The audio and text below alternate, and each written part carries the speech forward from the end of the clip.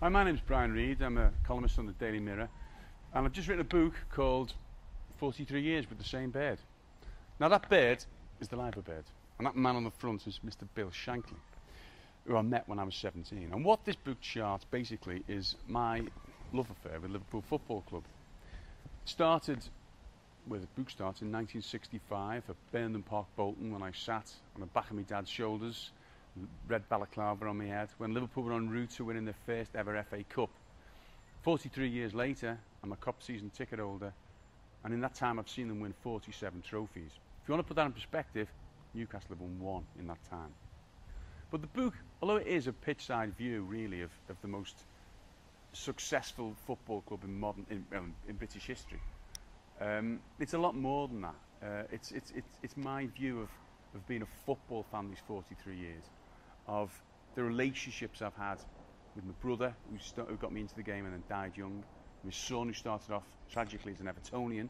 I used to have to go to Goodison Park to watch Everton with him, then found the true faith and went away to meet the likes of Istanbul, which was the greatest night of my life, and I think every Liverpudlians, and still stands with me on the Kop. We don't sit there anymore. And it's also the fact that I've for half those years I've been a journalist, so I've been fortunate enough to meet the men who built the empire and kept it going.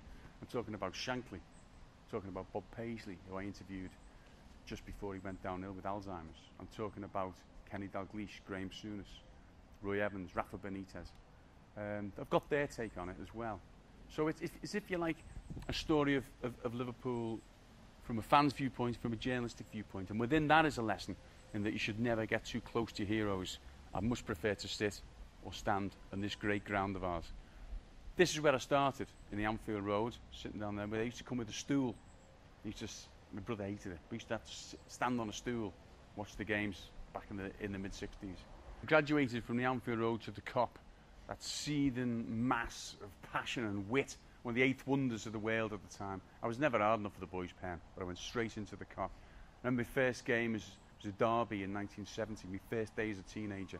Liverpool won 3-2, 2-0 down with 10 minutes to go, and I went forward about 25 yards, sucked down like an old bed going into a lake, thrown up in the air, walked home without me a bus fare or a shoe. I was one of the happiest teenagers in the world. Then I moved back up to the old stands, the Kemlyn Road, over there, the Kemlyn Road, up to the main stand, back to the Kemlyn Road again, and now we're back in the Kop. 43 years on. But the 43 years really, it's been, as I say, it's an amazing emotional roller coaster. I know that sounds a cliche, but one of the reasons I found this book easy to read, it was a labour of love. More than that, I think Liverpool has got the most extraordinary history, modern history, of any other club in the world. Because as well as the extraordinary highs, the 5 European Cups, the many league titles we've won, and all the other glory, it's been some very, very sad days being a Liverpool fan, notably Heysel and Hillsborough disasters, which I was present at both and left a major mark on me, as I did with every other Red who was there.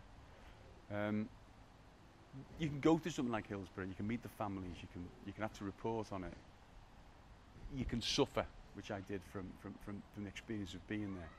And it can make you think, well, life's not worth carrying on, but football can get you back into it. And you can go from seeing the lows of something like Hillsborough to the highs of Istanbul, where a miracle unfolds before your eyes, something that you think would never ever happen.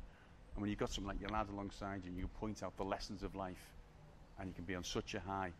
Then football, as well as telling you that maybe you shouldn't go on, but then you do, it can also tell you that you should never give in.